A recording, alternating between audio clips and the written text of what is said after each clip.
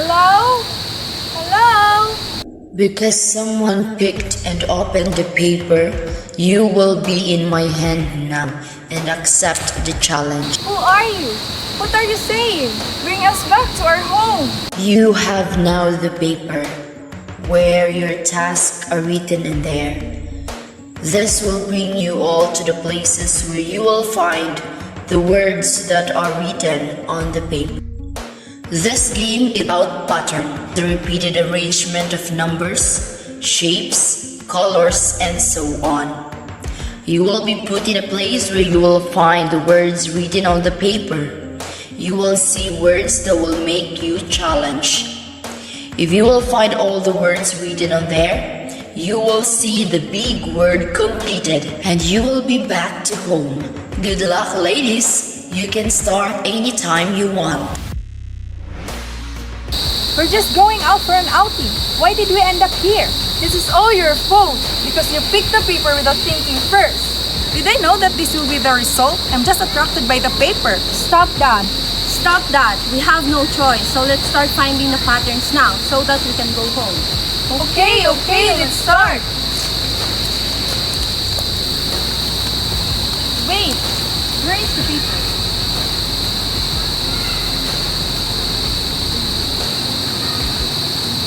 So let's start finding these patterns now.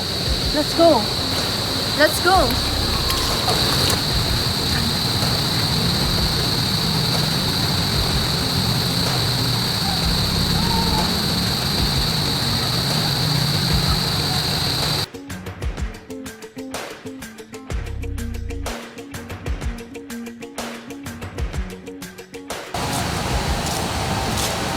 What about this one? Maybe it's a symmetry? But what is symmetry? Symmetry is a property of an object that allows us to divide it into two identical halves, which are mirror images of each other. So we already found the symmetry. So let's find another pattern.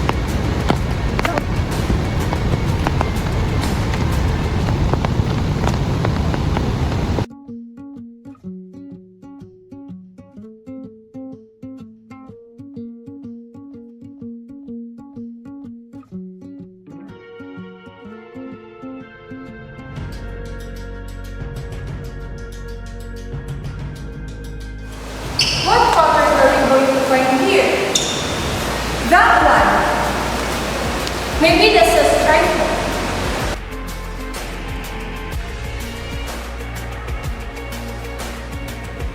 This is the stripe pattern. You got the pattern, girls. Stripes are a group of such lines in a repeating pattern of similar regions. Let's try to find another pattern.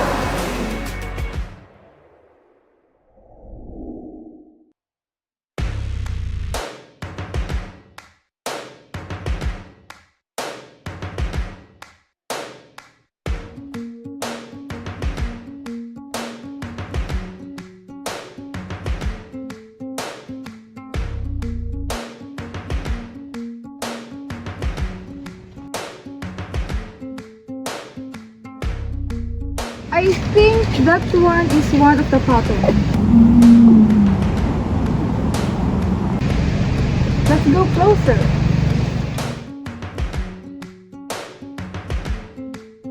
This is one of the patterns. But what kind of pattern? Wait, I remember something. I think it is the flower petal. Wait, let me see.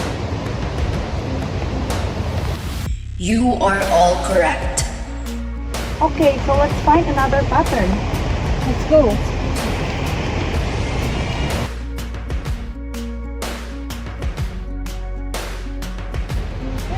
I think I found another pattern. Look. You're right. This is a cross. Wait, let me see. I'm so tired. I want to go home. We're all tired here. Let's continue to find another pattern so that we can go home now.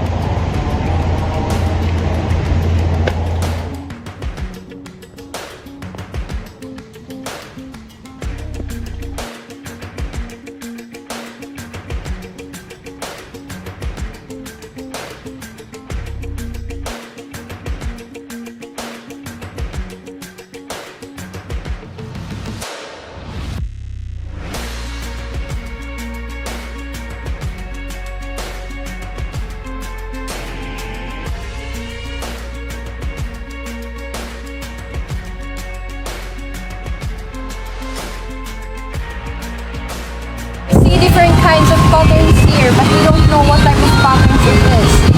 Maybe we can find the fractals and distillation here.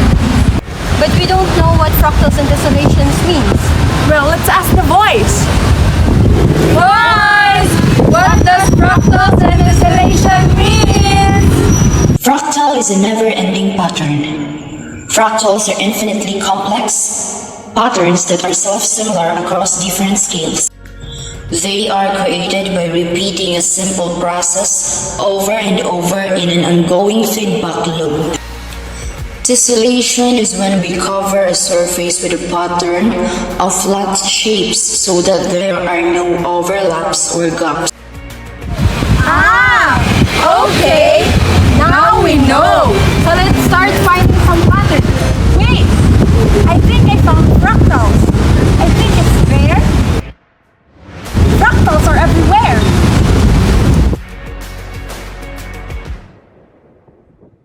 So, let's find the other one.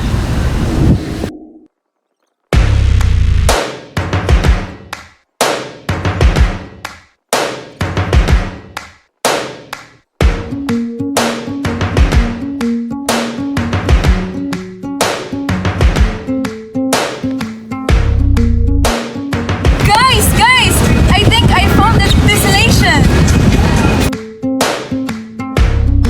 Look, this is the tessellation. Yeah, you're right. So I think we already found the fractals and tessellation. Wait, guys, can we add more pattern in this place? Yes, you can. Here, over here. This is a spot.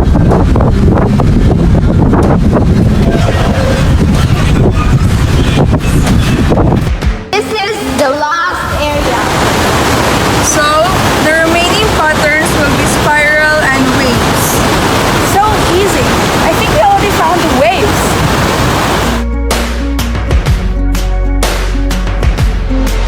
So let's start finding the last one, which is the spiral.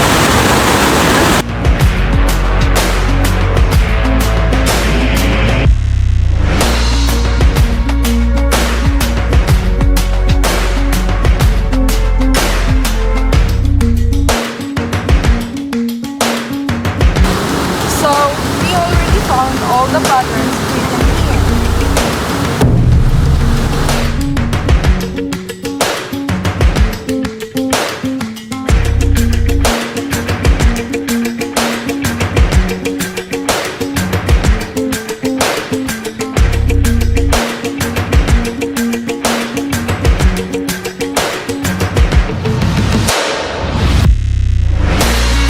Already found all the patterns written in the paper. So now you can go back to the place where you belong. Just close all your eyes and open it in 5 seconds.